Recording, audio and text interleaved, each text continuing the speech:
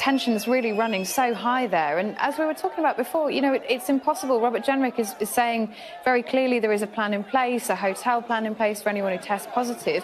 But as you can see from these pictures, that's clearly not been communicated on the ground. There are not potentially enough police there to manage 8,000 to 10,000 lorries, if that's the number of people that are waiting to cross the Dover Straits.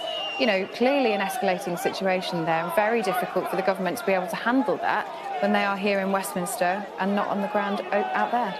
Well, we should be careful not to make too much out of what is taking place at one port, and of course, you know, cargo is making its way to and from the United Kingdom in other means. But one has to say this does look to be, you know, a tense situation, particularly as we saw one individual in a black puffer jacket just concealed behind those light posts there, beckoning to others to come forward to join in the confrontation with the police.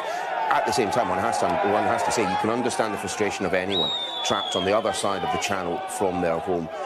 Their livelihood, well, they're not being able to fulfil their livelihood, not being able to get their goods to where they need to go, not being able to get home themselves. Things, yeah, certainly tense, but calming down slightly. Just on a related topic, though, but as regards to our interview with Robert Jenrick, you know, there is a suspicion that we're going to see large parts of the country moving into tougher restrictions, if not in the immediate future, then certainly at the tail end of the year.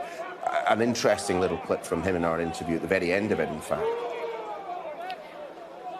Yeah, there was, and I think that tells you that the government is taking this very seriously. They're taking the new variant very seriously. We've had indications over the last couple of days. Monday at the press conference, for example, you know, Patrick Vallance was suggesting very clearly that more areas would need to be moved into Tier 4. The plan was for that to be looked at again on the 30th of December.